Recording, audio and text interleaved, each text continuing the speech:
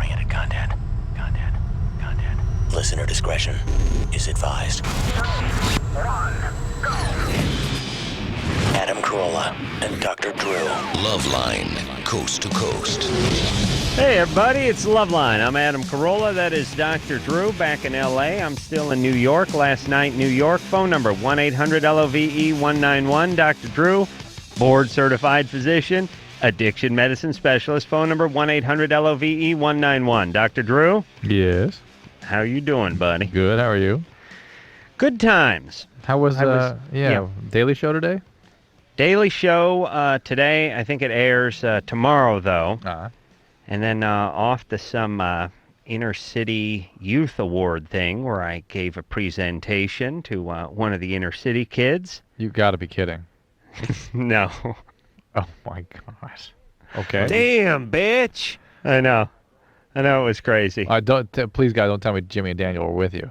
Jimmy and Daniel were there, and Jon Stewart was there, and we all went off and handed off awards. Good times. Yeah. Yeah. And makes perfect sense to me. Yeah, sure. Who better? And, I wanted to just stand up and scream, where's my goddamn award? I needed one of these things. Did you make any off-color comments about certain ethnic groups or religious groups? Or no. I just read straight from the script and got the hell out of there. You read from the script? You okay? Yeah, I just wanted to say my piece, not get in any trouble and get the hell out of there. How'd the numbers turn out from Crank Yankers? Oh, I have no idea. I don't find out till tomorrow, I think. It's one of those cable things, Yeah. One thing I did want to talk about before we go to calls is being out here in New York for about the last week. I noticed there's I talked to, like, when I went to the Hamptons, as I was telling you, which is this crazy sort of upscale, super waspy, rich resort that's a couple hours out of New York, out on the ocean there. Everyone says, where do you live? Where do you live? And you go, L.A., and they go, oh, man, you ever think about moving to the city? And you go, geez, I don't know. And they go, oh, man, you got to move to the city. Everyone is interested in recruiting you. Yeah. And it sounds kind of weird because it seems like there's enough goddamn people in this city.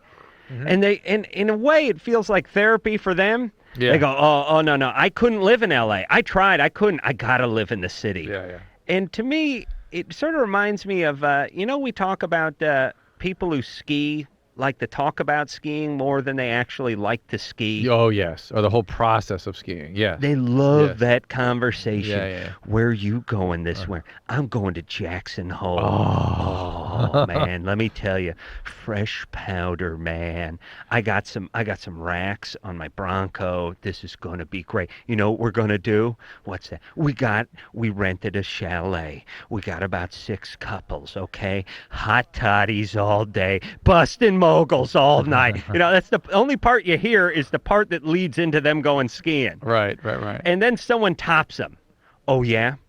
I went to Switzerland and we did a helicopter drop. Oh, dude. I've never heard more talk about something I never actually see.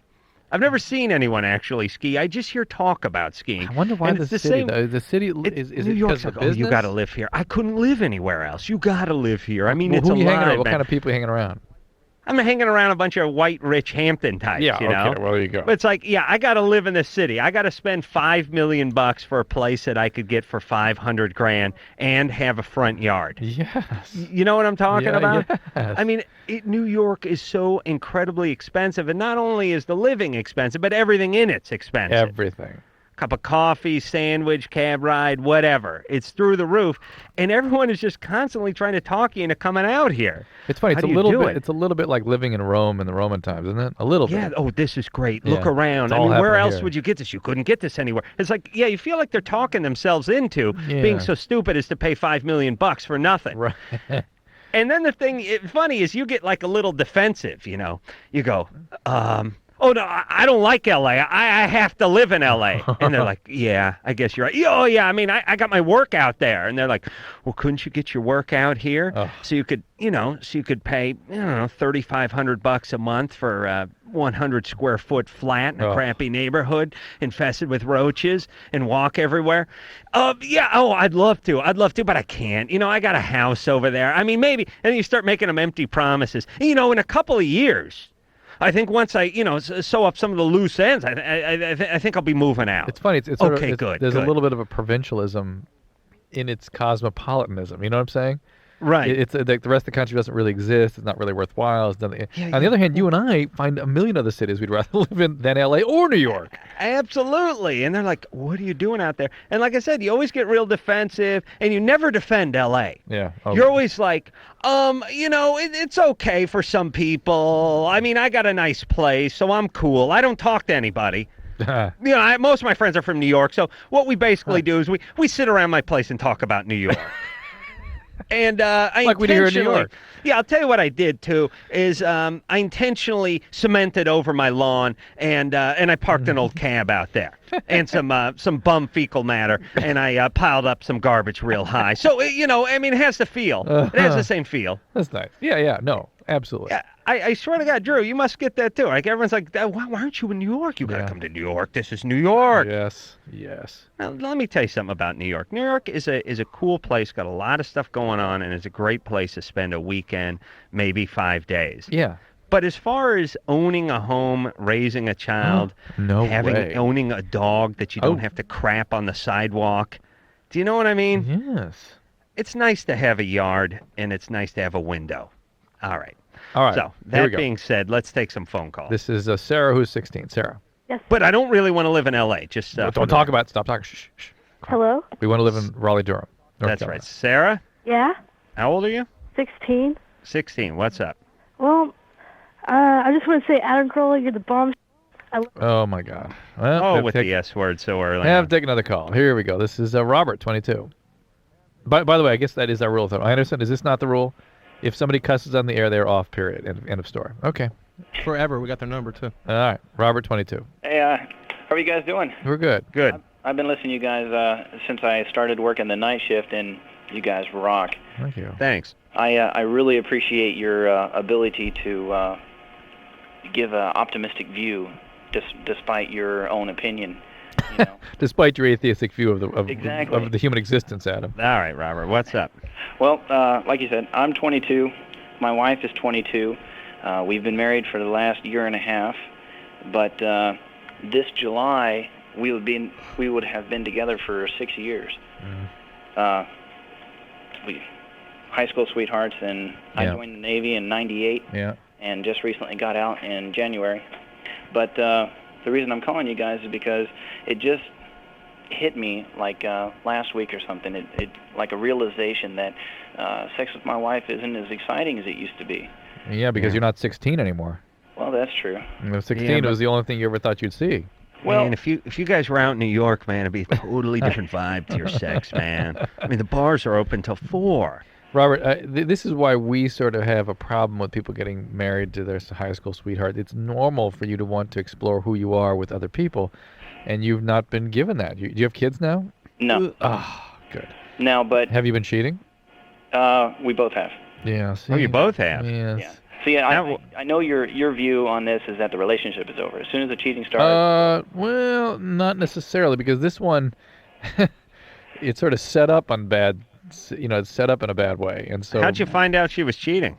Well, when I got in trouble, when she found out that I was with other people, it leaked out that she was, and it wasn't really. Yeah, I'm sure it just kind of slipped out of her, her mouth. It just ran away from her.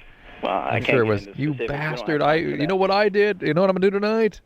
Yeah, but little payback. When I was in the Navy, being halfway around the world, I was given the opportunity to experience the sexual life that I didn't in high school. Did you do that a lot? No, I don't do it anymore. Did you do it a lot though? I did it more than I should have. All right, and by the way, given the opportunity means 20 American for a hand job. Yeah, and by the way, more than I should have is more than 0. Oh yeah. Look. Okay, here's my grand total right now is 12. All right. Let's wrap this up, Drew. Here's the deal, Robert. No kids. That's the good plan. Yes. I mean that's the best part of this. And both still very young. You probably got married too young. You've been together too long, and maybe this is it. Either you want to call it quits, or you want to chalk this up to experience that you should have had while unmarried, and try to recommit yourself. Maybe get a couples therapist to help you sort this through. I would not say this is totally through, because the premise of this relationship was through at the beginning, and you guys acted sort of normally and accordingly, and now you've done it, you survived, you still have a marriage. Maybe there's something to build on now. I don't know if you can forgive. What I was really wondering is how do I break it to her and kind of make it a little more exciting? I'm not exactly suggesting role playing or whatever, but how do I tell her that? What would be more exciting for you? I don't know, her taking a little more control. I mean, that would definitely. All right. Well, listen, if you want her to take a little more control, you're going to have to just basically ask her to do that. Yeah, but she is not going to initiate. Some women just don't initiate, and she doesn't sound like she's comfortable doing that. And you're going to have to do your work in the foreplay. You know what I'm saying? Yeah, but you got to do it under the cloak of intimacy. You can't be talking about it Sunday afternoon when you guys are fully dressed and out at you the can. Pottery Barn. No. Get the juices flowing and then start moving her in that direction. All right. Women become much more pliable when the juices are flowing. You know what they're like, Drew? You know how it's like certain substances, like plastic or wax. When it's cold, it's hard. But as it starts heating up, you can start molding it into the shape of a vibrator. Women are like or butt plug. Flubber. No, you know what I mean? When anything in the universe starts heating up, it gets a little more, you can start shaping it. Otherwise, you start trying to shape something that's cold, it breaks. Hot lava. All right. Drew, do you know what I'm saying or not? Yes, I do. I'm just thinking of substances for which there are similar Yeah, but don't you think that's features. an interesting cosmic thought? Well, why aren't men that way? Because we're always in a molten state. Well, it could be. All right, jackass. Interesting. No, I'm agreeing with you, for Christ's sake. Thank you. But start praising me and stop agreeing with me. Genius. Thank you. Mark, 20. Oh, yes. Hi. Good evening. Hey. Just have a question real quick. I had an unprotected sex with a female, and I just want to know how long should I wait to get tested? For what? Just for any STDs. I mean, I just met this person, and we had unprotected sex, and I just want to make sure. It's been about 4 or 5 days, I think, maybe. Are you having any symptoms? No, I don't see anything abnormal. If you had a discharge or pain when you pee and anything of that sort, this would be the time to do it now. Absent that, I'd probably wait a couple more weeks, see if anything like herpes outbreaks, and then go in and get checked. And you can get also screened for hepatitis C and HIV then, and then retest it again at 6 months, if you really want to be super, super compulsive about it. Yeah. Okay. All right, good times. Dusty. Nice heterosexual sex, you're fine. Dusty, 15. Hey, my father was drug and alcoholic and all that stuff, and I was just wondering, how hereditary it is and all that. It's about roughly 50% per child. Really? Yeah. How many siblings do you have? Me and, well, actually it's just me from my dad, yeah. So it's about 50-50. Oh, really? Do you think you have it? I don't know. I smoke weed every once in a while. No, you're not a marijuana addict, because people that are marijuana addicts don't smoke weed once in a while. They get into it, pow. Once they get that high experience from it, it's like, whoa, it's hard not to. Well, think about he's all the time. 15. Give him a chance. No, it's usually after the third exposure, actually, at whatever age, and it's just game on at that point. But that doesn't mean you're not an alcoholic. But most people know when they have momentum with a substance. They can tell that it really feels good. They love it, and it's hard to stop. Oh, okay. Yeah, see, I don't drink because I don't want to be an alcoholic. Yeah, my suspicion is, given I work with alcoholics addicts an awful lot. My suspicion, Dusty, is that you are not. Really? You get that vibe just from the fact that he's sort of casual about his weed intake? I can't promise he's not, and I'm sure he'll experiment like every 16-year-old. But if you see the momentum there, if you really love it, be careful. Eventually, you get to the point where it won't work anymore, and you have to use it. Yeah. When do you find out, Drew? I mean, if you got the gene, is it going to show itself by your 20th birthday? You're going to have an idea. You may deny it. You may not want to really deal with it. You may still want to kind of maintain a relationship with substances, but you're going to have an idea that your relationship with these things are a little different than other people's. Jennifer's 21. Like kind of like you, Adam, and red wine and Ambien at night. Different. Yeah. Well, what do you mean? I mean, my addiction didn't rear its head for like 35 years. Well, masturbation, number one. Touche. And then, let's see, what came after that? Model airplanes. So, air guitar. Jennifer, 21. Yes. Hi, Jennifer. Uh-huh. Are you What's okay? up? Oh, yeah, my first question is to Adam. is there like any support groups or anything for being atheist? Because I feel like I'm having problems communicating with people. Like agnostinon? Yeah, why? Well, they just, even my therapist that I'm talking to now, I can't, because I'm having problems. I feel guilty because I don't believe in God, and I don't know how to get better. Or why, your parents religious? No, but it seems like everybody around me is, and they always bring God up, and then... Oh, wait a minute. Go to New York. Yeah, they hate God over here. Do they? Well, wait a minute. Your parents aren't religious. You weren't brought up in a religious environment, right? Yes. What's wrong with you, by the way? Jennifer, You're 21 years old. You sound like you're about 6. Pull that pacifier out of your mouth. Before you said that I was the size of a Pez dispenser. You know, she's the one that goes, yes, no. What's wrong with you? What did we find out last time? Oh, I cry after I have the orgasm, and I talked to the therapist about it, and she said that it's probably from the first boyfriend that I had and the way that we had our sex. Were you 19 and you were 11? He was like 19 and I was like just turned 16, and after we had sex he just like left, and he left me in his apartment and just like left, and it was very traumatic, and I don't think I was emotionally ready, I guess, to have sex at that time. Yeah. Well. He left me there, and then like whenever we had sex, because I was his girlfriend, we just like had sex, and then he'd like just leave and like not say anything. All right. And I didn't even know. All right. Listen, Jennifer, I don't even know what your atheist question is. Well, it's that she feels let's sort of address you on this. That she feels left out. She can't relate to people, disconnected because everyone else is religious, and she can't relate to that. That just seems false to me. Because you don't feel that way. Well, then again, no, not at all. But 90% of the people call up and have problems with something. It's really not problems. They're bringing it on themselves. You know, like if you're an atheist, like you don't say anything. No one asks any questions. People want to go to church on Sunday, fine. They go to church. You watch pro ball. I mean, Drew, is this really an issue, or is this someone who just wants to feel like an outcast? Her parents aren't religious. I would think who's putting all the pressure on her? If she lives in a community where she can't relate, maybe it's time to change communities. You know? Yeah, nobody is that religious no community's that religious anyway anymore, are they? Oh yeah. They put the pressure on. Not just the pressure on you, you're outcasted if you're not part of the church or part of some organization. Sure. Please. That's why people move to New York. Yeah. So they can do acts and pay $6,000 a month for a crappy apartment. Mariah's 18. Mariah? Hello. Hi. What's happening? Good. Good. I have a question. I'm 18 years old, and I've had sex like 5 times, and yes, I'm not having orgasms. That is normal. That is normal? Most 18-year-olds do not have orgasms for intercourse. Have you been with one guy? I mean, if you had a long-term boyfriend in that 5 guys? No, this is, yeah. 5 times, not 5 guys. 5 times. 5 times. Oh, 5 times. Yeah. 5 times. So same guy. Yeah, actually 2 different guys. So. Two different guys 5 times. Yeah, no way are you going to Drew, I'm going to go way out on a limb Yeah. and say that one of those guys did her 3 times. Oh. Yeah, yes. how'd you know? Yeah, I know my penis math, baby. Could have been 4. Yeah, I may not be much for book learning, but I know my penis math. Yeah, and they're both pretty big, too.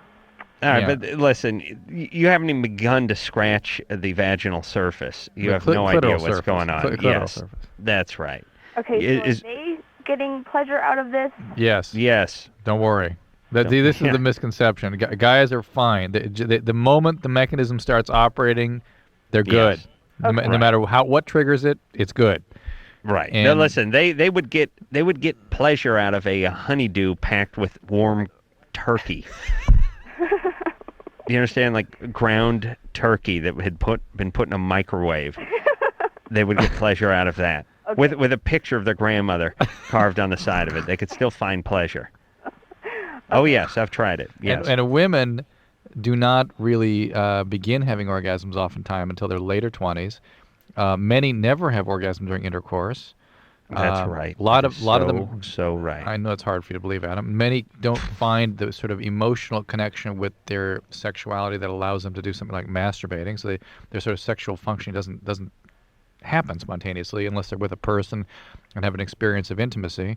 And most are dependent on oral sex for orgasm.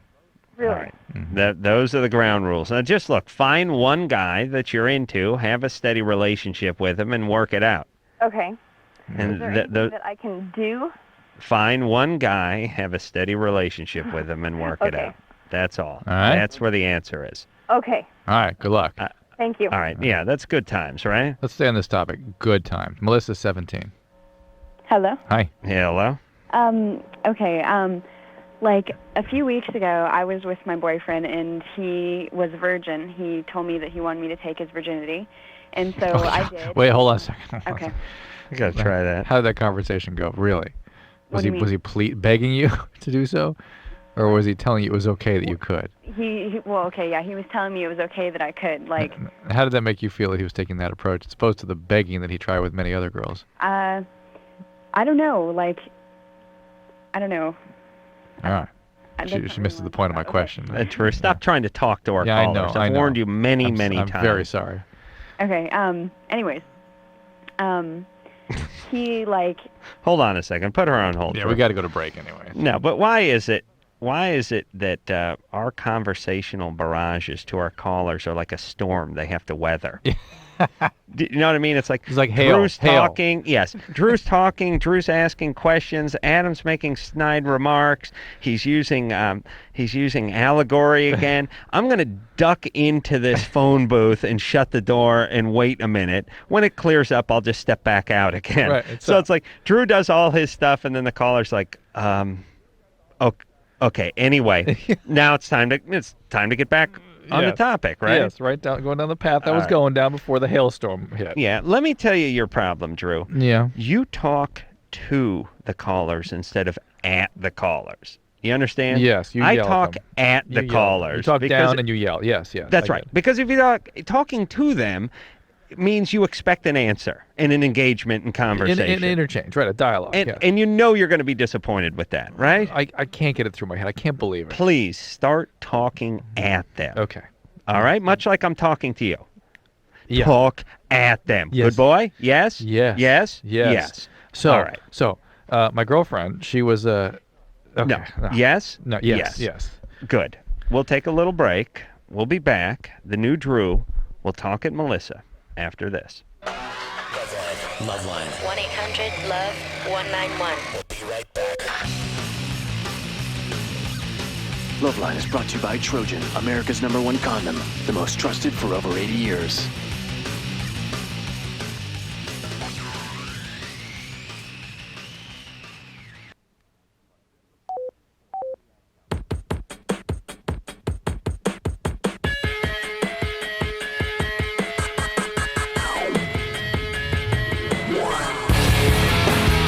Hey, y'all, it's LoveLine. I'm Adam Carolla. That is Dr. Drew. I'm still out in New York one more night, which is tonight. I'll be back in studio tomorrow with my beloved Dr. Drew. Phone number 1-800-LOVE-191. And tomorrow we're going to speak to some genuine vampires. Oh, really? That'll be good. Yeah, they'll be sane. And then I got two questions for the genuine vampires. Yeah. One, does garlic really ward off vampires? And two, when were you molested? when we beaten. And Actually, and not in that order, by the way. Yeah, that's right. Screwballs. And then Tim Stack from Son of the Beach is in here on Thursday. So there we go. I enjoy that Tim Stack. Yeah. He's a very, very funny guy. And I'm going to be on that Son of the Beach. All right, now let's finish up with Melissa. So Melissa, yes. you were allowed to take your boyfriend's virginity. Yes. And the question is? Okay. Like the times that I have slept with him, he is a minute man. Like he lasts for like a minute or less. Do you go for a second round with him? Do I what? Try to do it again with him? No, I don't. But like my question is like, what can I do to make him last longer? Not much, I'm afraid. Yeah. Well, what are you using for birth control, first of all? I am on the depot shot. Okay. Wow, and you just took his virginity, right? Yeah. I mean, how many times have you had sex with him? Just once? No, like 4 or 5 times. And it lasts just a minute or two? Less than a minute. Oh, really? Yeah. Less than a minute. I mean, doesn't it have to go at least a minute before you can start counting? Well, In a way, you know what I mean? Just thinking about it, like I don't time it or anything, but just Yeah. assuming the time, it's very short. All right, that's bad times for you. Does he give you oral sex? No. No. Well, that's what he should do, because that's when you punch in sexually. Oh. That's when you get on the clock. Maybe that's my grandfather always told me. Are you enjoy that? Do I enjoy what? Adam. Oral sex? Oh no, I don't actually. See, I could tell in her voice. You don't enjoy it? No. She likes. Why not? Degrading position. For him? No, for me. Degrading for you? No, not giving oral sex, receiving. No, yeah. Never mind. Okay. Wait a second. Okay, let's backtrack. Step out of the phone booth, ma'am. The hail has stopped. Does he give you oral sex? No, he does not. No, he does not. All right, now let's go back. Do you like 3 that? days? Yeah. Do you like that? Why doesn't he do it? Because I don't let him. All right. Why not? Because I don't like the feeling. Well, not that. I don't like. It's just really degrading. All right, that's what she meant, Drew. Right. You idiot! You got her thrown off the course here. And you shouldn't have agreed with him, Melissa. You meant it. You felt it was a degrading position for you or for him then? Degrading for me. To be on your back. And and just like your legs spread apart in his face. Oh boy. What anything happened to you? No. No one ever did this to you growing up or anything? Oh no. You don't have any trouble orgasming, do you? No, I don't. Yeah. See that the women that are easy to orgasm through intercourse oftentimes will not like oral sex. And she is a tiny, tiny minority of women that she represents in terms of her biology. We're special. Yeah, you're special. But you do need more than a minute. Special retarded. Definitely. And so, maybe you can masturbate a couple of times beforehand or something. Yeah. You're just going to have to work with him. If you love him, you'll work with him. There's no trick. And Drew, it's something that I didn't really know. I mean, we try to give advice on the show to try to help people with problems that are sort of carved into them. Do you know what I mean? It's their biology. Yeah, I mean, we've talked about this before. There's, 5% of the male population can go as long as they want and never have an orgasm. 5% will go in under 2 minutes, and then there's sort of everyone else. And for the 5% that goes in under 2 minutes, what can you truly do for those people? There are probably exercises they can do, and sort of highly motivated people could do some behavioral changes and things, but really they're not going to do it. And so what they need to do is sort of learn how to manage their own sexuality, probably masturbate more before they have sex, that kind of thing. All right. And to, as you say, have more oral sex, I guess. Drew, let me read you a little something our producer over here in New York, Matt, just Matt's lifted. there? Yes, Matt is here. Hi, Matt. He just lifted this from the society pages. When you were in the Hamptons? Oh my God! No, this is actually from Manhattan. Carson Daly and Adam Carolla trying to fend off a bevy of beauties as they plowed through mussels and crab cakes at DiGiano, on Lexington and 46th. You're gay. Trying to fend off a bevy of beauties. Jesus Christ! Realize you can't go out in this town. I went out to this restaurant with I was with 9 or 10 guys. I don't think there was a female at the table. It was 10 guys, and we all sat down and ate dinner. Weird. We had one male waiter and one female waitress, and that was about it.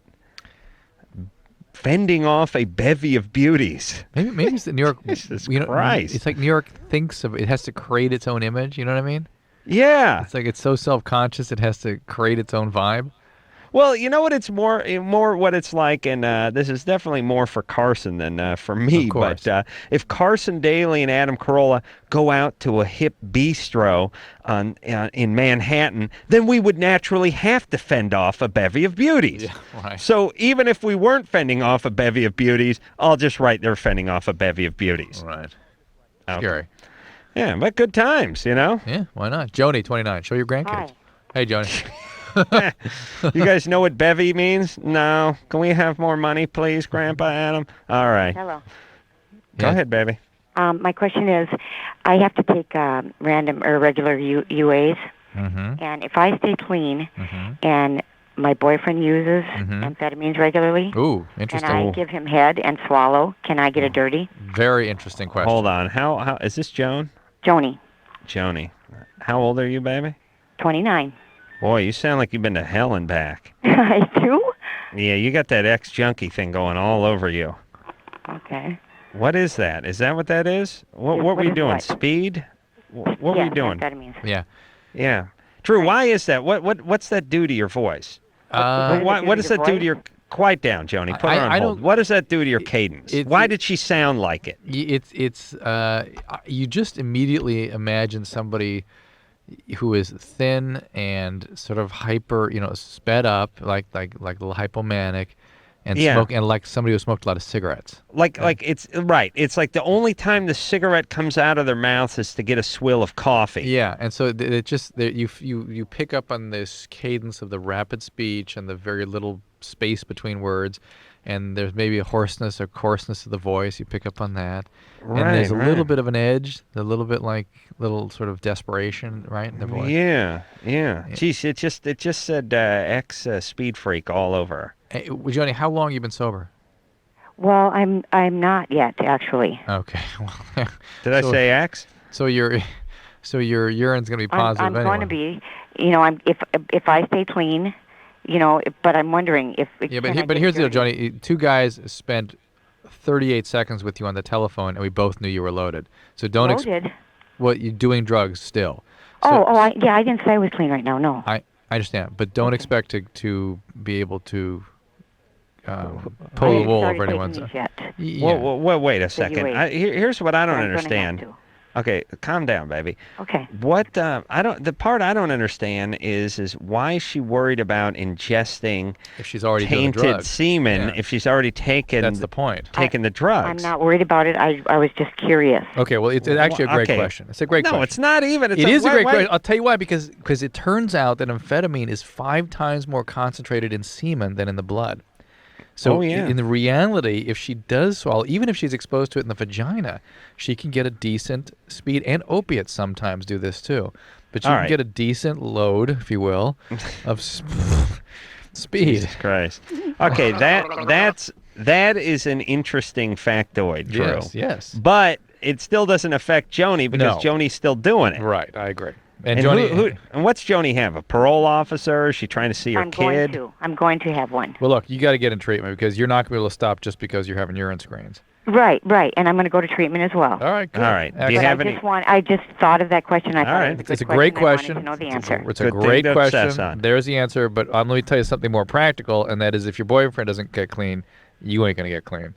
I understand. You can't be around that. So do you you have any kids? I have no children. Oh, good. What are you?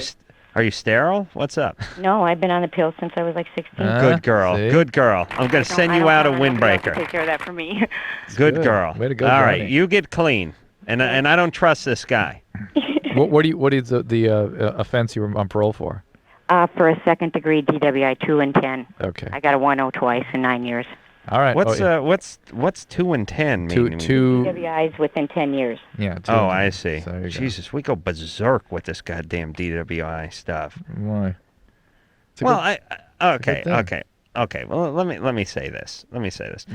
Yeah. It's not a good thing to drive drunk. And we're trying to put a stop to it. But we go berserk on these people. But it's required, and we have to in order to the death rate's dropping. I mean, things are better. But listen, 0.08, especially in California. That's crazy, yeah. I mean, listen, 2 beers, you lose your license for a year, and it's going to cost you $10,000. Yeah. All I'm saying is there are other things we could that aren't nearly that harsh that are bigger problems. Now, Jessica, I want to just tease her call. It's going to take a little time here, so let's just hear what she has to say. Jessica's 18. Jessica? Hi. Hi. I was just wondering if I was ever going to feel better. Because I know. No, let's take another call. What's that? I know people say there's like hope and stuff, but I've been like trying, and I gave up for a while, but I was in a hospital and. What's the problem? Well, lately I haven't been sleeping at all at night. No, what's the big sit in picture my problem car. here? What is the big picture problem? Hope from what? Recovering from what? From when I was, well, since I can remember until like a year ago, there's been a lot of people that have hurt me. My dad, my grandfather on both sides, my stepbrother. What they do? They molest you? Yeah. Okay. All right. Well, hold on a second, Were there any Jessica. recent traumas? Well, last year I hung myself, and I cut my wrists, and nobody, like, I didn't think I was gonna like survive because I didn't tell anybody, nobody knew, and I woke up in a hospital, and so. How did the hanging yourself work? How'd that go?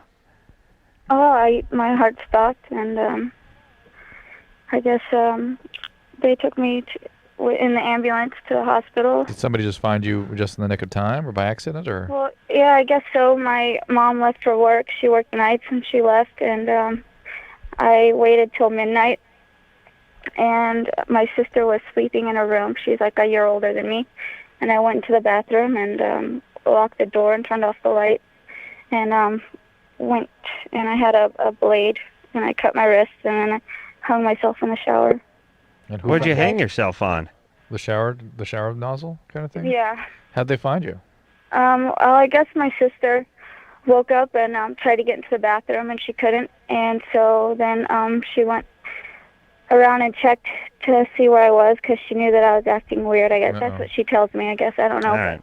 How long were you hanging in there? I don't know. Like, I passed out after probably like 30 seconds or something. I passed out, and then I was like in this dark place. Like, I didn't know what was happening to me, and like all my muscles were hurting and shaking, and I didn't know what was going on. But it's like it didn't have to do with like breathing or anything. You know, like didn't have anything to do with that. And then I just, like, the pain started going away, and then I don't remember anything until I woke up in the hospital. All right, Drew? Yeah. Put her on hold for a second. Yeah. See, I can't get a shower head high enough to hang myself on. It's always just squirting me in the nuts. Right. You know, they put them too low. Yeah. For tall guys. Maybe it's because of reasons like this. Yeah, we're going to get to the bottom of this because, I think it's mainly blood loss she's talking about, because if you're hanging yourself properly, you're gone pretty fast, right? Well, people fall from a distance. They cram the odontoid into their brain. They get a brain injury. But if you're just cutting off the carotids and the blood and the ability to breathe, it can take a few minutes. Yeah, well, that's but it seems to be pretty effective for many an ex-game show host. Yeah. All right, let's take ourselves a little break. What do you say? Yeah. And we're gonna get back, and I personally am gonna change Jessica's life. Ooh, I'd love to hear this. All right. All right. After this. Hello, who's this? This is LoveLine. 1-800-LOVE-191. LoveLine will be right back.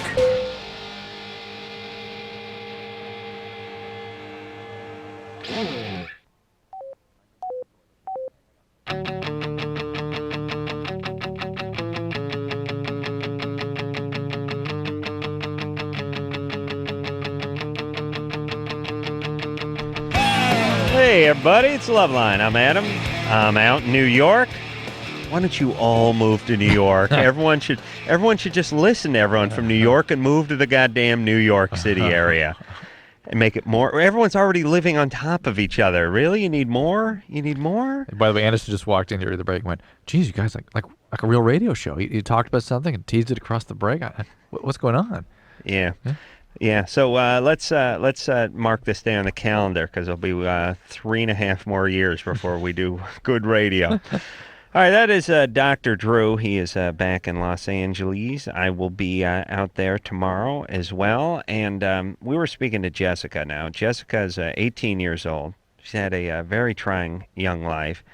Sexual molestation from father and stepbrother and both grandfathers. Crazy. I mean, it just comes from a horrible, horrible family. And she tried to kill herself on more than one occasion, and the pain won't go away. Right, Jessica?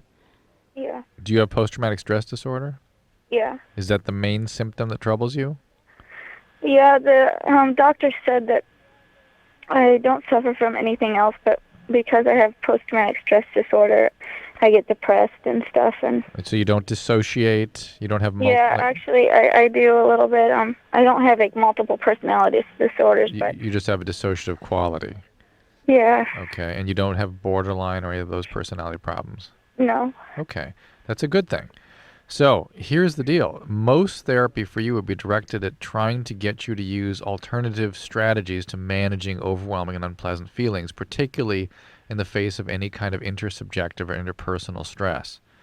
So therapy would be just about, not so much about reliving any of these experiences, but about trusting the presence of the other, the therapist, and allowing for there to be emotional interchange in little pieces in such a way that you build structures for managing feelings so that you don't fall into that dissociation that you're so hardwired to do now. And what do you want out of life? And what would you like to be? What would you like to do? I don't know. I don't know. Lately I drive up in the mountains and I sit in my car and. You got a car? Perhaps That's pretty good. What kind of car you got? Honda Civic. Eh, not bad. What year? I'm 99. How many miles? 99. Yeah. 18, not bad. You work? Yeah. That's good. What kind of job do you do? I'm a server. I'm a waitress. That's great. Listen, you're able to work. What do you take medications right now? No, I've taken so many medications, but none of them help. All right. Well, listen. How do you do on tips, by the way? Do all right? Yeah. She doesn't want to tell you. Okay. All right. You're worried about the IRS? No. Oh, okay. Jessica, wait a minute. Hold on. Where are you living? At home? No. Where do you live? I was living in my car for a while after I got out of the hospital, but now I live with somebody that I work with. She didn't want me living in my car anymore, and she told me that I could sleep at her house. All right. This is a treatable situation, though, Jessica, and you ought to really hang in. It's not. You've not described anything that couldn't get better. You know what I'm saying? But I mean, I can't sleep anymore. Every time I sleep, You jerk awake and bad dreams and flashbacks and all that stuff. Well, shouldn't you be on some medication, Drew? Yeah, you absolutely should. I understand I tried to go to the doctor like 2 weeks ago, and it's like a new doctor, and she didn't want to give me any medication because she knew all the stuff that I was on before, and it didn't work, so she didn't want to give me anything. Was she a psychiatrist? No, she's just a regular Okay, you need to see a psychiatrist. A regular physician is not in a really adequate position to be able to manage something like this. I know. I see a counselor, but I haven't been going because I just feel like it's pointless now. No. This is your depression talking. I'm not going to go back in the hospital, and I don't think that. Look, it's all your depression talking. It's because you feel so bad that you feel so hopeless. But the fact is, I'm telling you, from an objective point of view, this is a very treatable situation. And I agree with Adam. Just to get you through the misery part, get on some medication to get you over that hump so you can begin to do the tough work that takes so long of getting through all these traumas. And listen, we talk to people all night who have overcome this kind of stuff. Yeah. And, the last time I flew out to New York, I sat next to this very successful, attractive, slightly older woman, and she spilled her guts, told me all about this stuff, by the way. Oh. Jesus Christ, good thing I was loaded, huh, Drew? She didn't even know who I was. Did you sit back and put your shades on and fall asleep on her like you do when I'm talking? No, we had a very cosmic conversation. Wow. Granted, I had a couple of downers in me and a couple of highballs, but I was still very coherent. Sure. And the point is so many successful people, especially successful people, have been through this kind of stuff. It ends up giving them strength and motivation. Fuel, yeah. It's the source, yes. the fire. Motivation is a little too kind a word, but yes, fuel. In later on in life, but you got to work. I mean, you got to treat this like it's some kind of disease that you have to beat. You understand? Yeah, your legs have been cut off or something. You got to learn to walk. Yes, you need your medication, you need to rehab, you need to work, and then when you're done with that, you'll be stronger than someone who never went through this. And a pox upon your entire family for doing this to you, by the way. Or a strafe. And let me, yes, a strafe from my F-14 Tomcat. Let me say this too, Drew. I know we can't take another call. That was too emotionally wrenching. You're right. Let me tell you another thing I don't like about New York.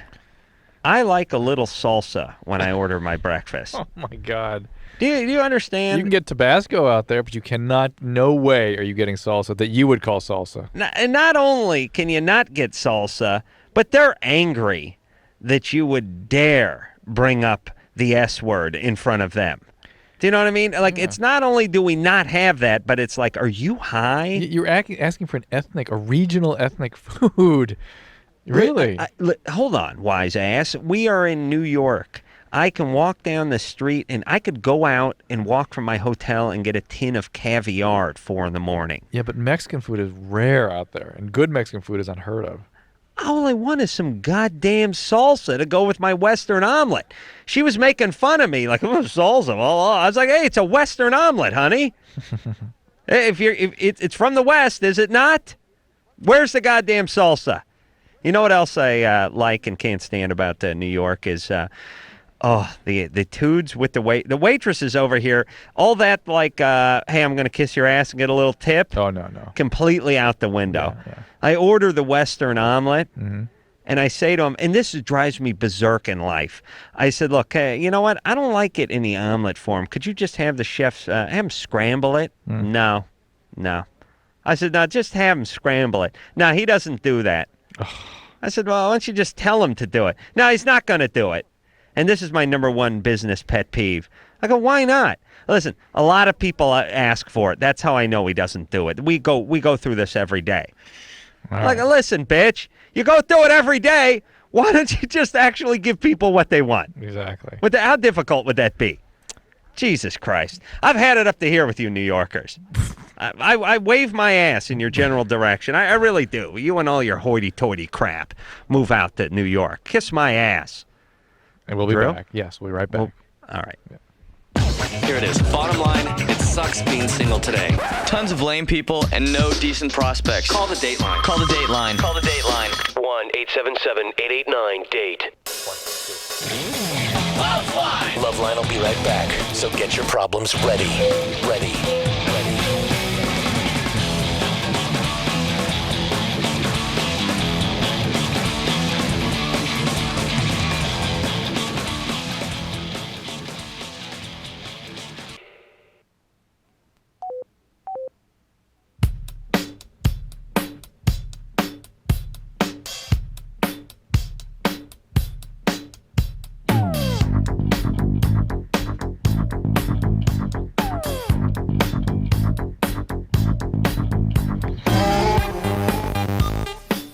Hey, everybody. LoveLine. I'm Adam Carolla. That is Dr. Drew.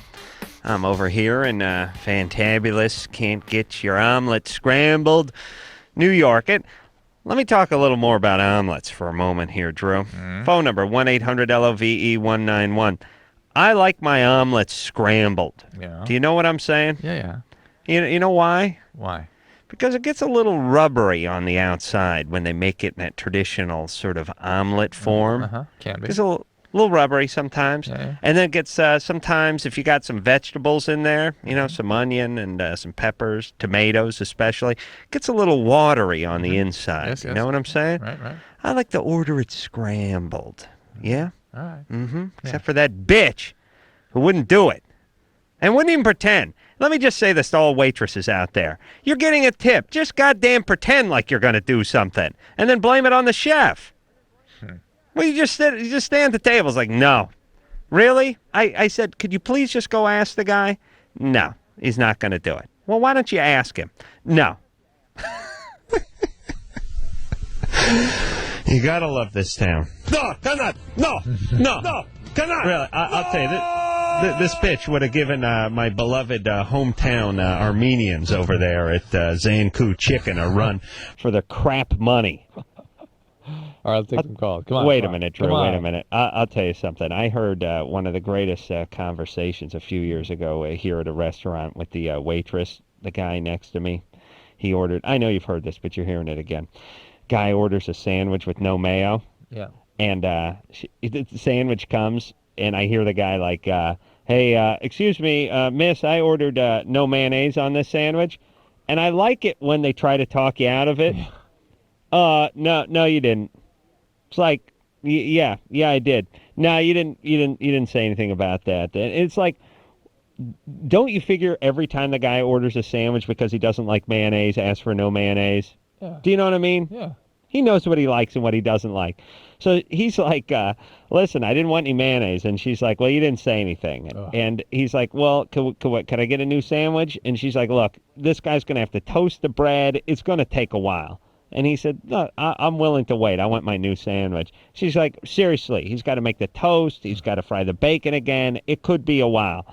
And he's like, I don't care. I don't want any man. And she yelled at him, just eat the sandwich. I swear she told him just eat the sandwich. And I thought, nowhere else but New York would you get that. God. Incredible. Just eat the sandwich, she yelled. Why doesn't everybody want to move there? I don't get it. All right. Oh, yeah. It's great. It's the greatest. Jen, 19. Jen? Hi. Hey. The reason I was calling is that I have somehow managed to pluck out all of my eyelashes, most of my eyebrows, and several bald spots on the top of my head. I've tried throwing away all the tweezers in the house, and I end up going and buying more. Wow. I can't stop plucking my hair. That is the real thing. That's the trichotillomania. Are you doing speed? No. Cocaine? Nope. Do you have any other? Go ahead. I drink on occasion, but that's about it. Do you have any other weird or intrusive thoughts? No. Hey, Drew, let me ask you, though. Do they use tweezers for that? I thought they did it with their hands. No, they can use things, yeah. Whatever. Okay. Yeah. All right. Doesn't seem as weird when you're using a tweezer. It doesn't sound as demented. Makes my eyes hurt just thinking about that, but the eyelashes tend not to come back. No, they keep growing back. I went to a dermatologist because I was embarrassed to tell my family that I'd been pulling them out. So I just said my eyes were itchy and I was rubbing them out. Yeah. And so they took me to a dermatologist, and she said that if I just didn't touch them, they would grow back and they wouldn't itch anymore. Yeah. And they grew back, but they still itched, so I ended up tearing them out again. So you just feel like your skin's crawling, the part that there's hair. Exactly. Yeah, that's a horrible life. Awful, yeah. Well, there's medication for this. What about the bikini area? Do you do that? You do the bikini area? You pluck stuff out of your legs, or do you shave it? Yeah. No, I mean, I shave it, but it's like to make my legs smooth, I shave it. But when I'm bored or when it feels like my legs are itchy, I pluck the areas that feel itchy. Jesus Christ! I don't even know if I've ever plucked an eyelash. How do you I do know, that? It sounds awful. Ugh. All right. She's doing it for you right now, Adam. She's gonna show you. Are you doing it? I heard the tweezers. Jeez, that's that no eyelash look is eerie. You know what that no eyelash look is? That's that kid who's captain of the swim team in high school. Yeah. And his eyelashes get all bleached out from the chlorine in the pool. He starts looking like an albino. Yeah, finish. That's a horrible, horrible look on a young lady. All right, you got to do something. She needs some medication, right, you got to see a psychiatrist. It's called trichotillomania, this syndrome, and it's sometimes associated with other obsessive-compulsive disorders, but it can really respond very, very well to medication, so get to it. Karina, 28. Hi, Dr. Drew. Hi, Adam. How you guys? Hi, girl. Listen, I just wanted to give a response to Jessica and tell you a little bit about my story. I was basically raised by my grandparents. My brother, who was a complete mental case, decided to start raping me when I was 5. He was 10. And my grandparents were also, although very successful and wealthy, were also extremely physically abusive. So that, just kind of set me on the path. And, I tried to live a very normal life as much as I could. I ultimately got out of the house. The grandparents are dead. I've completely cut off my brother. And I started listening to LoveLine 7 years ago, basically when Adam started. Yeah. Adam, I swear, if it wasn't for the autonomic response of instantly breathing, you would have killed me with laughter, at least on 4 occasions. And so, thanks. That's like one every 18 to 20 months. It makes her gives her a good laugh every 14 months. That's you know what? 14. I was like 19. It's so Please. hard. But actually, right when I kind of started that, I mean, I was actually at the top of the building, at a 10-story building, just going, instead of just do it, just why not? And I had a ton of friends. I had a boyfriend. I was totally connected with society, and yet I was so unbelievably depressed. It was incredible. I had no idea that I had this depression and unbelievable, just like a vacuum. It was like I was at the bottom of the hole. Right. There was no way I was getting out of it. And I started listening to guys, and I didn't, I just listened night after night. I started learning some things. A friend of mine suggested to go to therapy. Been in it for 5 years now. I was on Prozac for 4 years. I've been weaned off of it. My depression is at least being suppressed right now. I know I'll probably have to deal with it the rest of my life. But I just wanted to let her know that, you can come out the other side. I was right there. And I feel so much stronger, so much healthier, so much in a better mental place that I can now recommend to people about, that whole thing you guys talk about becoming self-aware. Like, gee, why is this person really doing this? Why does this person want to be close to me? What's their motivation without being paranoid? Can you describe what that process has been for you? What the growth has been? Oh my God, it's slow. Yeah. You know what? You talk about the work. That's all it is. Yeah. Therapy is very painful. I go in there dreading it. I go about every 3 weeks. Like 2 weeks before I go, I start thinking, oh God, what am I going to talk about? There's, all this stuff that's going on. But you know what? I jumped right in. When I was there, I laid it all out from the get-go. None of this holding back. I laid it all out. I was just jumped right in. How did you get that trust going? You know what? I went with. I kind of knew who I wanted from the beginning. I didn't want anyone young. I wanted someone who had some experience. But even so, people with those kinds of issues have real difficulty connecting and trusting.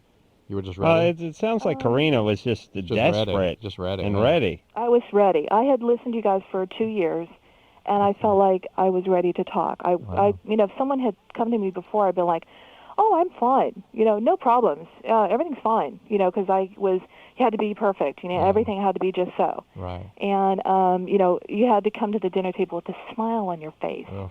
And, after having gotten the beating for looking wrong 10 minutes earlier. Oh, my God. And, it's very slow. It's very painful. I will be in therapy the rest of my life, and that's not a problem. Yeah, listen, I know. I mean, I don't know why people look at that as a death sentence, No, I it's mean, a good thing. you'll be exercising the rest of your life, too. Yeah. You know what I'm saying? You'll be doing many things the rest of your life. It's part of life. That's right. And that's fine. I mean, it's part of a good life. Yeah, and now I'm to the point where instead of having bad relationships and just horrible, God, I was picking alcoholics, and I literally had $2,000 cash ready to. It was Christmas dinner, okay, with the normal part of my family. This idiot person calls me up, Christmas dinner, and says, grab your toothbrush. I've got a plane ticket to Las Vegas. We're going to have an orgy. And I grabbed my toothbrush and I was walking out the door. Ooh. And my aunt said, where you going? And I was like, and I turned around. I didn't go. Thank God. But I was, right there. That's where I was at. And so I was just picking idiot people. And then that whole thing about your wire, antenna being bent and all of that was so true. And now I'm to the point where who was the guy who wanted you to go on the orgy? Was that Dr. Marcel, Drew's plastic surgeon friend? It sounds like his work, doesn't it, Drew?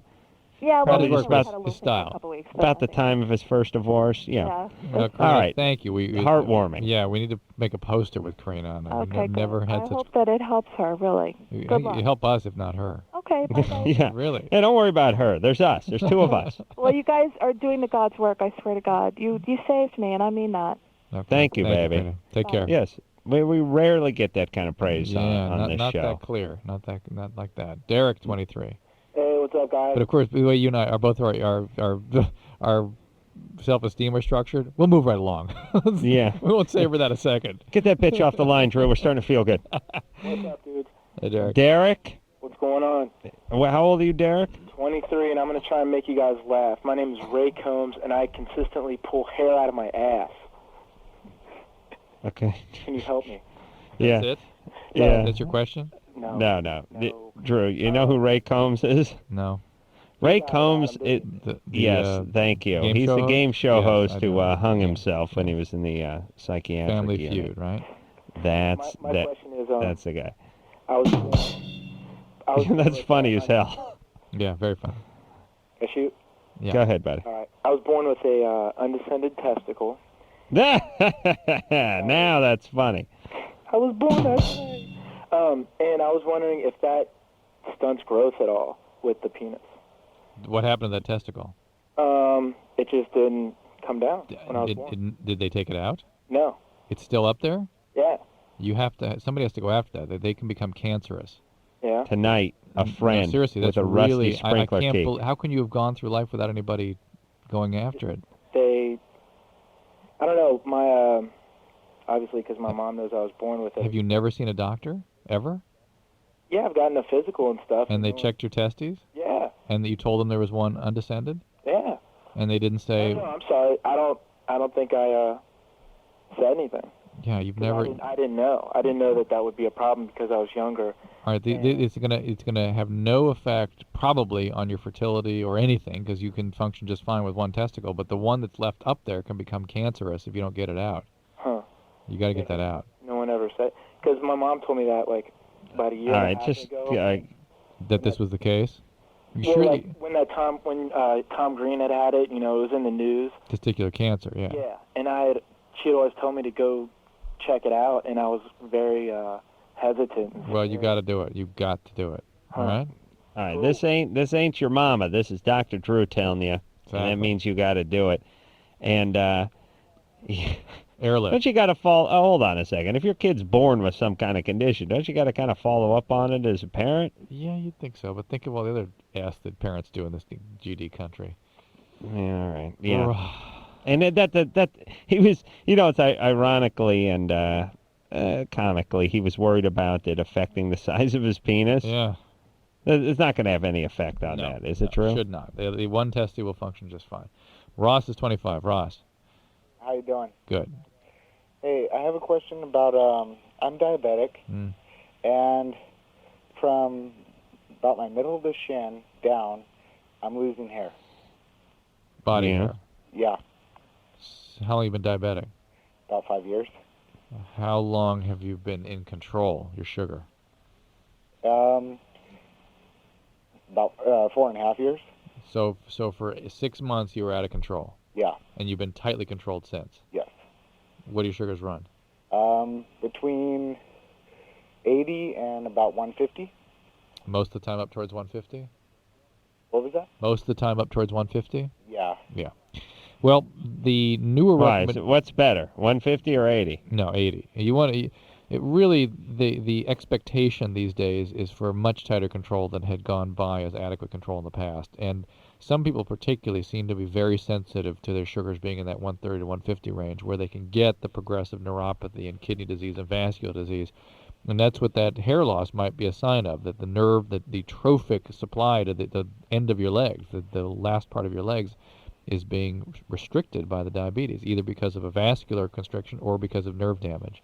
Hold on, I got that weird bald spot in my my shins That's too. That's from your socks. Oh, it is? That's just rubbing it off. He means it's like that's just gone. And Engineer Matt is laughing at you now because, as he can see through the booth, I'm not wearing socks. Yeah. But normally, when I do wear socks, that's where it rubs. That's right. Plus, you've got like a Sherwood Forest growing everywhere else. You know what I'm saying? That's why it sort of jumps out at you. Yeah, I'm a hairy guy. Thank God chicks dig that. Thank God. Oh, hey, and Adam? Yeah. I was wondering what you thought about, Kobe trying to advertise the Sprite can and the post-game report. Oh, Whatever. I didn't see that, but I'm fine with that. I listen. I'm not. I can't get on board with all the soft drink things. You know what I mean? I mean, listen. Kobe apparently was holding a Sprite can or something, and maybe in the post-game interview. I see. Who the hell knows? Drew, are there any soft drinks you really enjoy beside occasional Coke? Diet Coke, yeah. I mean, you don't really enjoy that. You just tolerate it. Yeah. I mean, here's the deal. Yeah. The best soda in the world is root beer.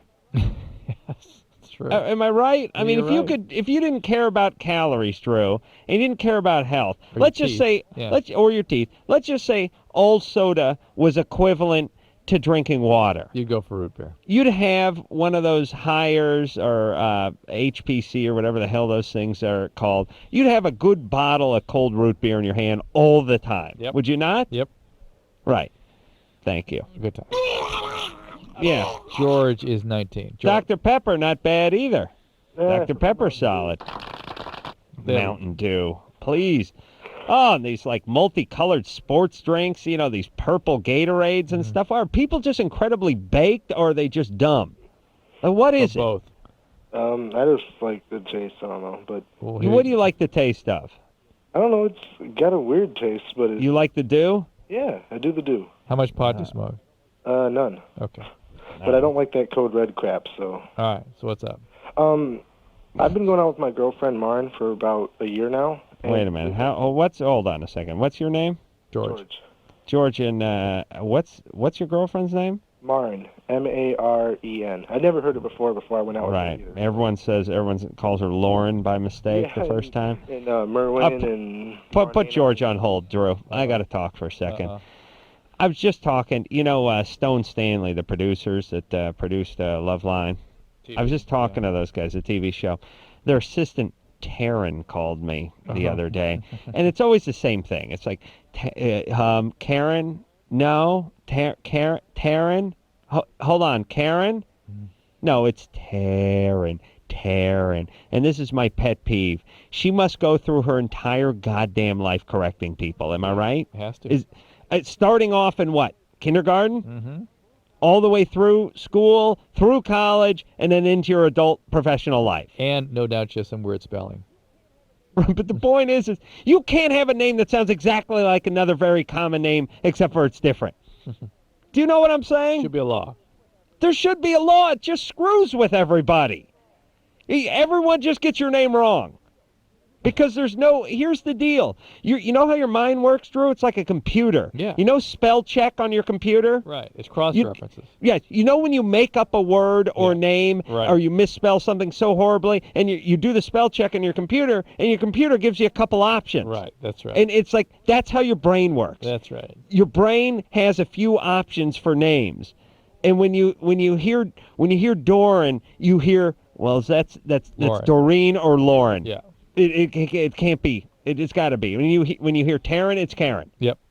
Okay, that's why I want to kill these parents. It's abuse. It is child abuse and then societal abuse when I have to mispronounce their name all the time. Put George back on. We got to go to break. Oh, really? Yeah. Let's do that. Well, let's find out what George's problem was. All right. My girlfriend, our relationship's gone great, except for one thing happened like 2 months after we started going out. I found out she was making out with her ex-boyfriend, who she was very involved with. And that, upset me a great deal. Right. But I got relieved when I found out he was going off to the Army, and now he's all set to come back, and I don't know if I'm out of place to say, I don't want you hanging out with this guy. All right. Hold on a second. We're going to figure this out. We've got a few questions for young George, Curious George. We'll take a quick break, and we'll be right back after this. LoveLine with Adam Carolla and Dr. Drew. 1-800-LOVE-191. Wow, wow, wow, you can go, you can play, bow, wow, you can go, you can play. We'll be right back.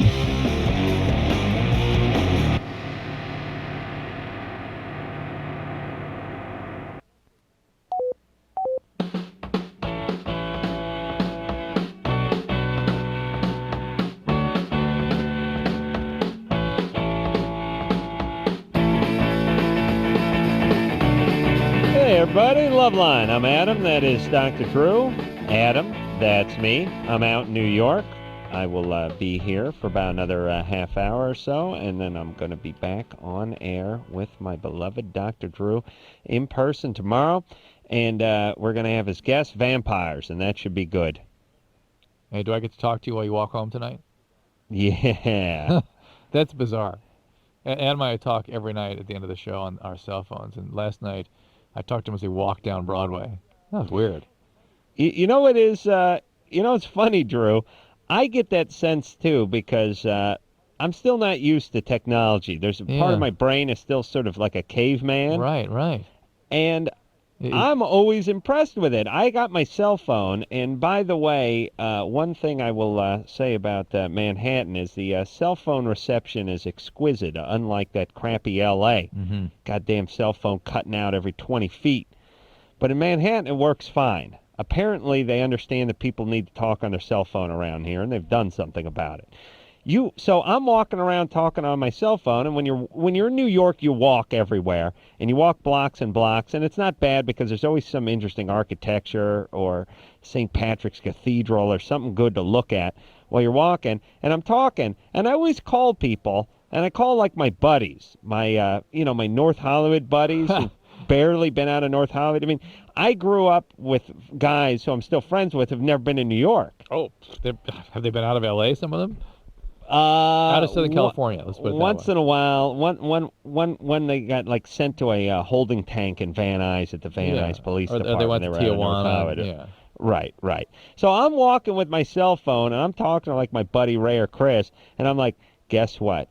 I'm in the middle of Times Square right now. And it's interesting to me that I'm walking right in front of St. Patrick's Cathedral or right in front of the Chrysler Building isn't that weird? or right down the middle of Times Square. And these guys are just sitting back in North Hollywood, and they're at their job or at their house, and I'm walking right through the middle of Gotham, you know. And I'm always like, guess where I am?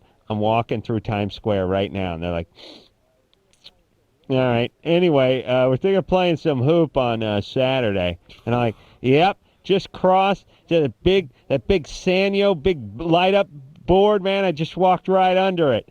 Yeah, so we're going to get some hard lemonade and some beer and meet you over at the place on Saturday. Wow. And I'm like, yeah, man, the streets are alive at night. It's like daytime out here. And they're like, yeah, cool. Anyway, it's my kids calling from the next room. I got to go.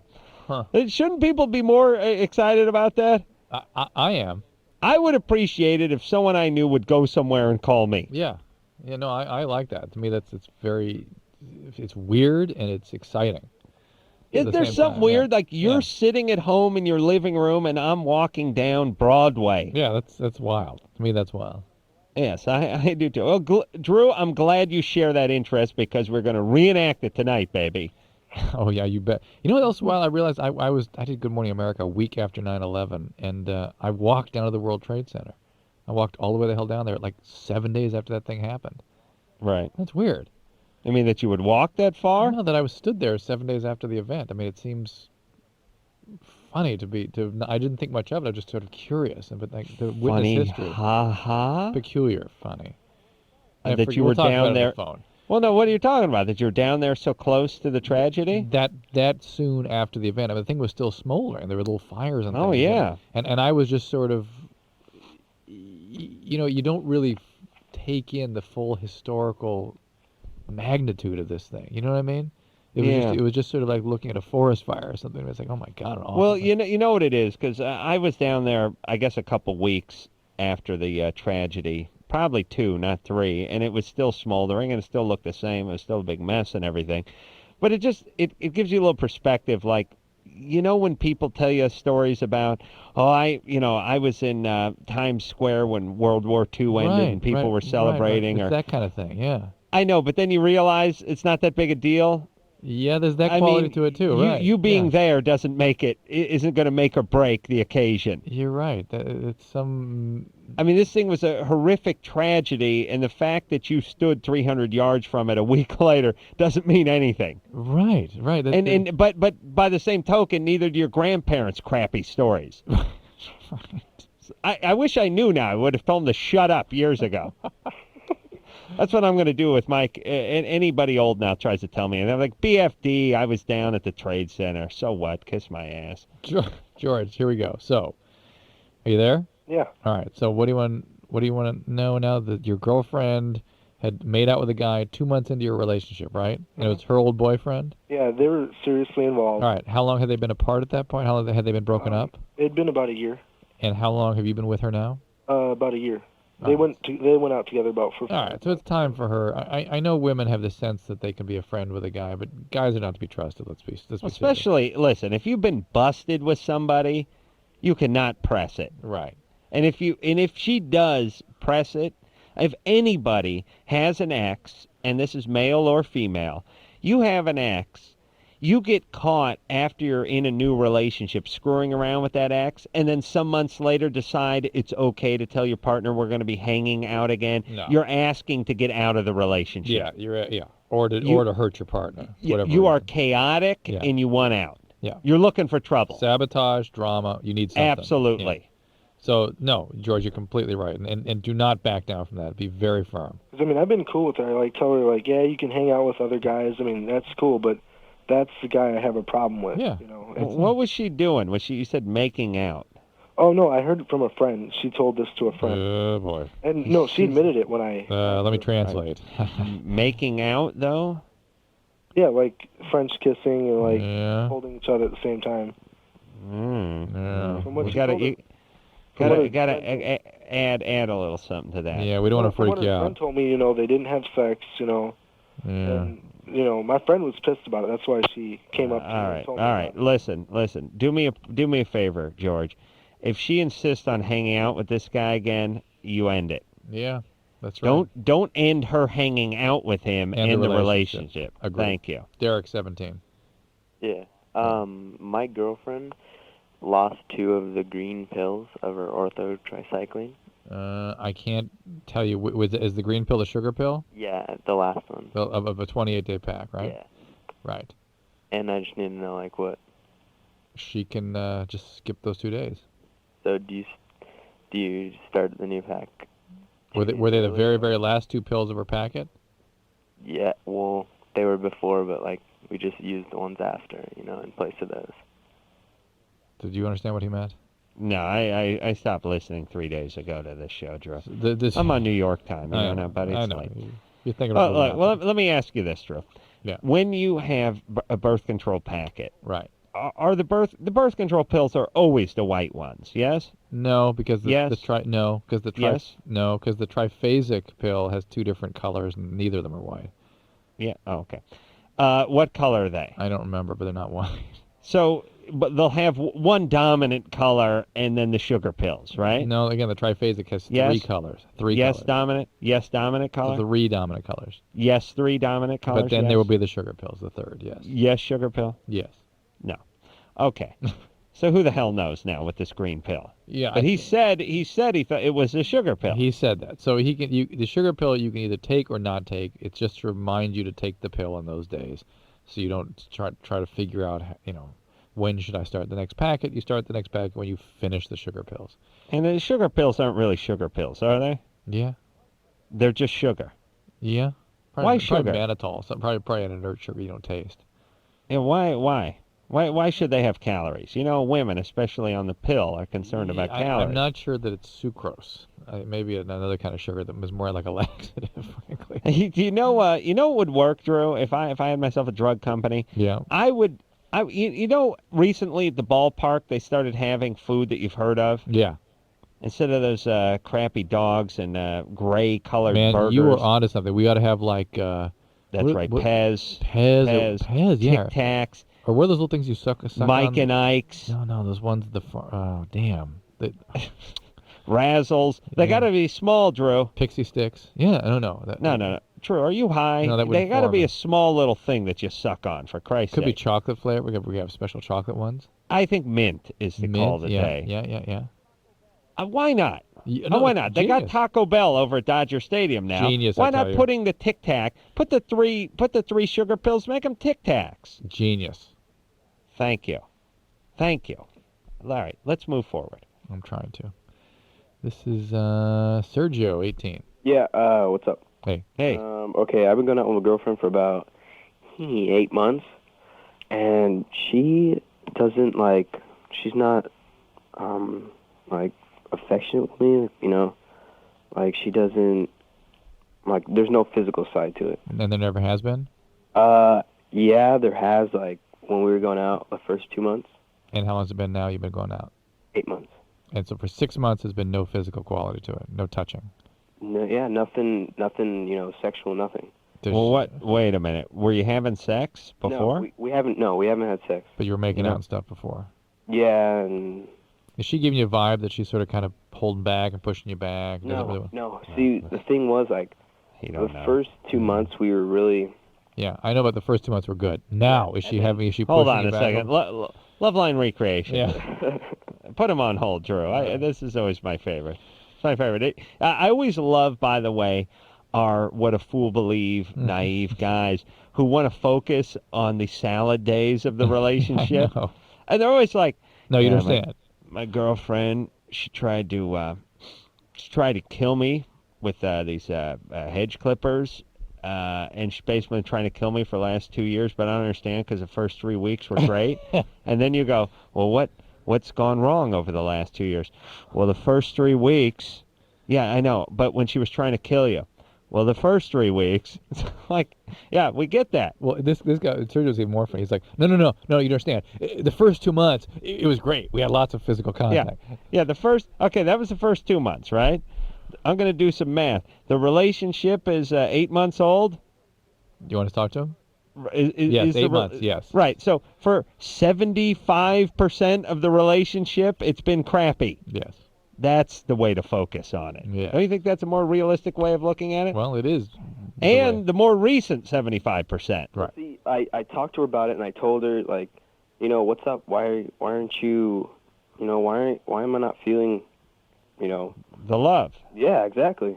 And she says it's hard for her to get close to guys. And I don't know what it is. I don't know. How old is she? She's 18. Why was she able to do this in the first 2 months? I have no idea. Like, we only like got close and messed around once, and that's it. That's all we've done. Well, all right. She may. Are you sure she's your girlfriend? Yeah. Really? Like, we're together all the time, and I love her and everything, but she just doesn't. Nothing. All right. Okay. Here's the deal, Sergio. You have to break up with her, or at least threaten to break up with her. Unless what? Unless she. Well, look. There's like she's going to notice. Yeah. Well, look. Here's the two scenarios, Drew, and I think you'll agree with this. One is she screwed up. Maybe she got a little abuse or something. I'm not talking about raped or anything. She just screwed up with daddy, and she has a little trouble with intimacy. So when she becomes close with somebody, she freaks out eventually and starts pulling away. All right. That's number one. Yeah. Number two, just really not interested in Sergio. Right. Never really was his girlfriend. Wouldn't call Sergio her boyfriend now, and just it's easy enough this way because Sergio doesn't push too hard, and she's just too lazy to break it up. Yeah. What do you think? The latter or the former? I can't tell. We have to talk to her, or both. Yeah. Look, here's the deal though. With everyone who's listening, please, and Drew, back me up here. If you want something that's very reasonable out of a relationship, and I'm not talking about the big A, I'm talking about just what's the big A? Anal. Oh, Anal, Drew. okay. Anal? Yeah, okay. Yes? Yes, anal? I understood. Anal, yes? Yes. Yes, anal. I'm talking about just sort of mutuality, right? Yes. You're having a relationship. Right. They like you, you like them. You give them a take. massage, they give you. You call, they call, all that stuff, okay? If you're not getting that, and you think you should be getting it, and you ask them for it, and they don't give it to you, you got to be prepared to move on. Because you're not in a relationship. No, it's and the not only a relationship. It may be something, but it's not a relationship. If you do want that from them, the only chance, ironically, you have of getting it from them is to move on. Right. Or to threaten to move on. Well said. Which is what young Sergio, or as I like to call him, Serge, should do. And which is what we are going to do too. We'll move on and we'll be right back. Adam and Dr. Drew will be right back on LoveLine.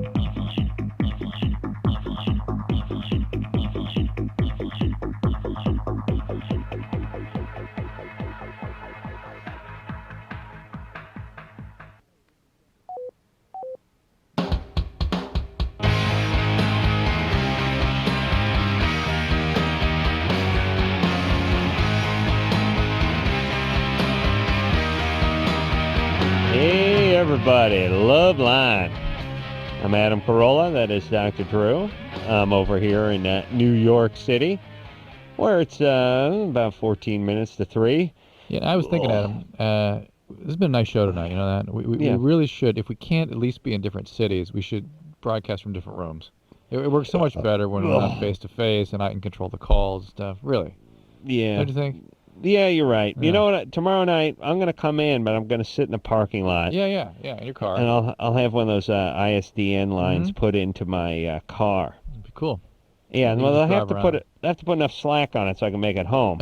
And we'll have to hope that no cars run over it when they're behind me and yank the microphone out the exhaust pipe. Hey, Drew, you know what humor you don't see anymore? I was thinking about today. What? Remember the pulling the very nice car into the ghetto and having the car be stripped when the guy came back 2 minutes 2 later? seconds later, Humor? yeah. Yes. It'd be on He'd blocks. Yeah, it'd be up on blocks and completely stripped down to the... I mean, fenders were gone. They took the interior out. Well, what about car stripping humor? You don't see it anymore. Yeah. I'd like to see a little more car stripping humor. With quicksand nearby. Heather, 19. Yeah, I got my tongue pierced. Yeah. How long ago?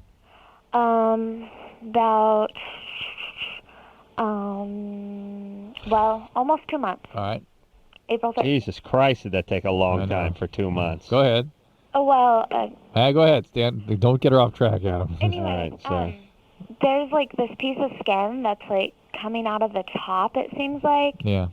And it's really, really sore, and I took my tongue ring out to look at it and, like, clean it. And it's, like, white on the top, and it's really sore, and if I move my tongue ring back and forth, it almost like it clicks back and forth against it. Yeesh. And Is it, you say tongue ring, is it a stud or, well, it's or a hoop? bar. It's a bar. Okay, all right. All right. Well, I don't know what it is because I can't see it, but one thing that occurs to me is when there can be abnormal healing, right? This is your body trying to heal around a foreign body, and it has to fight to do that. And you can get scarring, and you can get scars that hypertrophy and become abnormal. You can also get something called proud flesh. Well, I'm also bulimic, and I'm wondering if the stomach acid is having something to do with it. Maybe, or that your body just can't heal because it's depleted. Be that as it may. Proud Flesh was my Indian porn name. You didn't know I did Indian porn for a while there. That was Proud Flesh. No, really, Proud Flesh. Yeah. Yeah. Well, that's good. Poke Your Hot Ass was one of them. All right. Go ahead, there, Drew. All right, so she needs to get that looked at. This tongue ring may have to come out. What about the bulimia? Shouldn't we take care of that while we're at it? You want to talk to her? Heather? Yes. What's up with the throwing up? You ever been treated? Well, I just recently got back from school, from college, and they were kind of treating it up there. It's been going off and on since I was 12. All right, where were we in school? Gonzaga University. Gonzaga in Washington. Yeah. That's actually a beautiful campus. I spoke there a couple years ago. Yeah, it's pretty. By But the river in Spokane. You two done taking a walk down memory lane? Can we get to her eating disorder, please? But it's Drew? good. Listen, the point is she's getting treatment, and it is a chronic condition, and it's intermittently what? Well, actually, like I came back down here, and I was getting better, and like I came back down here, and it like all started up again. Yeah, like I said, it's a chronic condition. It will have flare-ups. The important thing is that you stick with treatment, and that as things are flaring up, you may make some phone calls and get back involved with some care. Okay. Okay. You know it can be very dangerous, and it's chronic, and it can get better, right? Yeah, sometimes. Yeah, you just may not want it to get better because you're dealing. Come on, baby. She's dealing with her parents now. She's back home with the intrusive mom. See? Yeah. Right? Yeah. My stepmom and dad and everyone, and like I haven't even told my parents. The only person I told in my family was my aunt. Well, good. No, I That's know. fine. Drew, you know firsthand, and we both know the heartache of intrusive parenting. I mean, right? Yeah, of course. Hey, Mom, I'm going to drive my motorcycle with the bald tire in the rain out to the carpet cleaning job. Well, I'll be doing that for the rest of my life. All right, have fun. See you later. Yeah, see you. Hey, don't come back. Here's Juan, 24. Hey, what's up, guys? Hey, Juan. I'm not really sure what to say. I been with my wife. It'll be 9 years Saturday, and since you were 15. Pretty much, yeah. That's a little late for a Mexican, isn't it? Okay, understood. I mean, we She was had 4. kids, Be fair. Bought a house.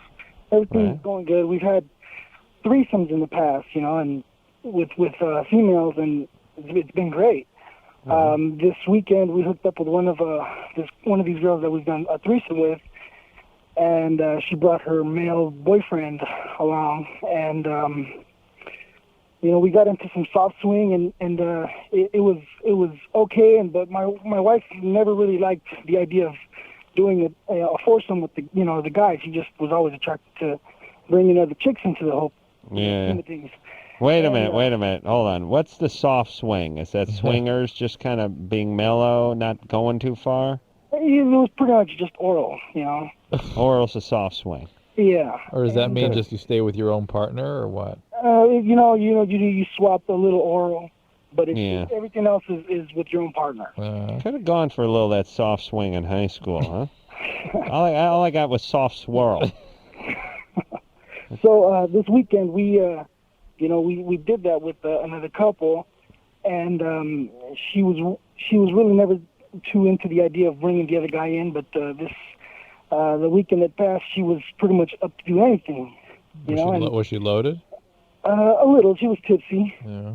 And today she came to my work, and we had talked about what had happened, and she replied to me that she wanted to do that to this guy again. To go over there and give him oral, because she said that she didn't feel that she did a good enough job. Oh boy. And listen, what's up with your wife? Okay, look. Hold on. Do you have any kids? Hold on. Kids? How many kids? You got to have 30. Just 2. Oh. 2. Okay, listen. You stop screwing around now. You got 2 kids you got to take care of. Yeah. Your wife's got some issues. You need to talk to her about those issues, and stop the soft swirl. You understand me? No more screwing around. You need stability. You need to form a family and focus on that. And this is poison to your relationship and to your kids. Oh my God. And let me say this very quickly before we take a break here, Drew. And by the way, don't go anywhere. I don't want you walking down the street till I get you on the phone. No, I am. Come on. Exhausted. Listen to me. I'm watching television in here right now. I know. I just saw a commercial for Ambien, the sleeping medication. I resent all commercials that show good-looking people springing out of bed. I've never sprung out of bed my goddamn life. Nor been I want to see. Yeah, I thank you. I don't like that. It makes me feel bad about myself when I see people spring out of bed and attack the morning.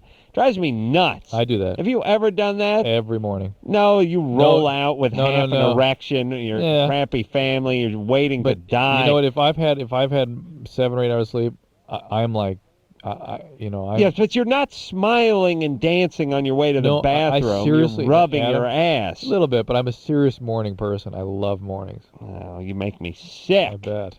How dare you? You don't spring out of bed. We've slept together. I know. Only a couple times. All right. Sorry. Oh, we're still on? We're still on? Yeah. Mike's hot? Okay. Gotta go to break. Jesus. Quick. All right. We'll be right back. All right, guys, here's the deal. You looking to hook up, sick of wasting time with the wrong person? One call's all you need to make. Call the Dateline. 877-889-DATE. Call the Dateline. Oh, yeah.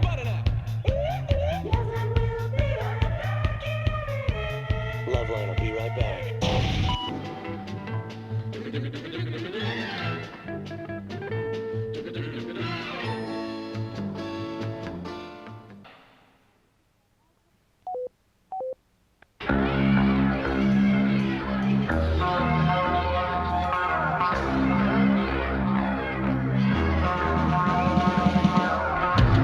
And that is the end of LoveLine for tonight. Thank you to those of you who participated. It was a very interesting and I think a good show tonight.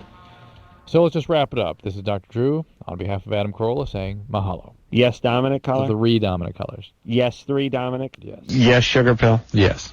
No. This has been LoveLine.